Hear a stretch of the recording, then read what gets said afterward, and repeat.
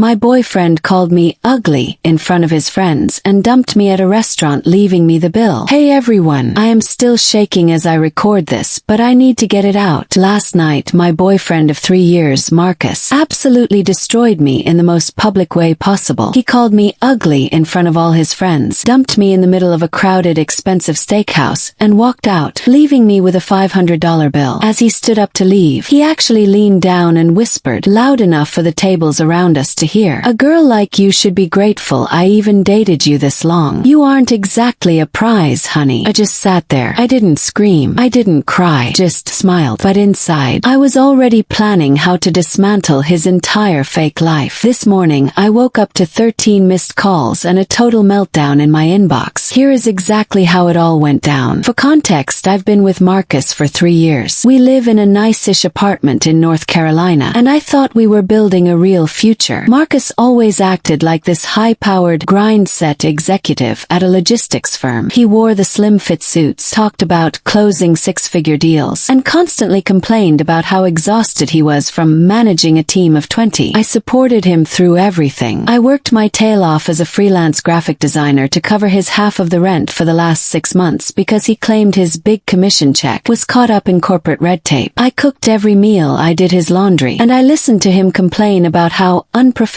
my yoga pants and messy buns were. He started making these little, helpful comments about my appearance. "Maybe you should try that contouring thing from TikTok, babe. Your face looks a little flat today." Or, "Are you really going to eat that bread? We have a beach trip coming up and, well, you know." I brushed it off. I thought he just wanted me to be my best self. God, I was so stupid. Last night was supposed to be a celebration for his huge promotion to regional director. We went to the Gilded Prime, the kind of place where they charge $20 for a side of mashed potatoes. Marcus invited his 3 top guys from work, Leo, Jax, and Brett. I'd never met them before because Marcus always said work and home shouldn't mix. The second I sat down, the vibe was rotten. Marcus didn't even pull out my chair. He was too busy laughing with his friends about some inside joke. When I tried to join the conversation, he just sighed, like I was an annoying toddler. "You wore that?" he asked, looking at my favorite navy silk wrap dress. He didn't say it quietly. He said it with this look of pure disgust. "I told you this was a high-end event, Sarah. You look like you're going to a Sunday brunch at a diner." His friends literally snickered. One of them, Jax, actually looked away like he was embarrassed for me. I felt the blood rush to my face, but I tried to play it cool. "I thought I looked nice, Marcus. You said blue was your favorite color. On someone with a better jawline, maybe," he muttered. Then he turned back to his friends and started bragging about his new corner office. For the next hour, I was a ghost at my own table. Marcus spent the entire dinner belittling my career, calling my design work a cute little hobby, while ordering the most expensive Wagyu beef and bottles of wine on the menu. Then the bill came. It was $542. Marcus picked up the leather folder, looked at the total, and then slid it right over to me. "You know what, Sarah? I've been thinking," he said, his voice cold and loud enough to attract the attention of the couple at the next table. "This promotion is a new chapter for me, and looking at you, I realize you just don't fit the image of a regional director's partner. Plain. You've let yourself go. I'm done. We're over." I felt like I'd been slapped. "Marcus, are you serious? Here, right now." He stood up, adjusted his tie, and looked at his friends. "Let's go, boys. We have a real celebration to get to at the club." As he walked past me, he leaned down. That's when he said it, the line that changed everything. "A girl like you should be grateful I even dated you this long. You're not exactly a prize." They walked out, just like that, leaving me alone with a $500 bill and a shattered heart. The waiter came over with this look of pure pity that made me want to crawl under the table and die. Paid. I used my emergency savings, the money I was saving for our future house, to pay for him to insult me. I walked out of that restaurant in a daze. But as I was sitting in my car, shaking, I got a notification. It was a message on LinkedIn from someone named Leo, one of the friends from the dinner. The message read, "Sarah, I am so sorry about tonight. Marcus is a piece of work, but you should know something. Marcus wasn't promoted to regional director. He was actually fired 2 weeks ago for gross incompetence and lying on his expense reports. He's been unemployed, using your money to pretend he's a big shot. Those guys tonight, we aren't his work friends. He hired us from a background acting gig site to sit there and make him look important. I couldn't stay quiet. You deserve better. My heart stopped. Then it started beating with a cold, hard rage. The suits, rented. The office, non-existent. The friends, paid actors. I realized Marcus had a birthday gala planned for today at his parents' house in the suburbs. His parents are actually wealthy and very old school. They value integrity above everything. Marcus had been telling them he was the golden boy of the industry for years. I didn't block him. I didn't send an angry text. I just went home, packed a small bag, and waited for morning. Today, I drove to his parents' house. I walked in right as they were about to cut the cake. Marcus was standing there, holding a glass of champagne, telling his grandfather about his new corporate car. When he saw me, he turned the color of sour milk. He tried to intercept me at the door, whispering, "Sarah, what are you doing here? I told you we're done. Get out before you embarrass yourself." I smiled, my biggest, brightest, pageant girl smile.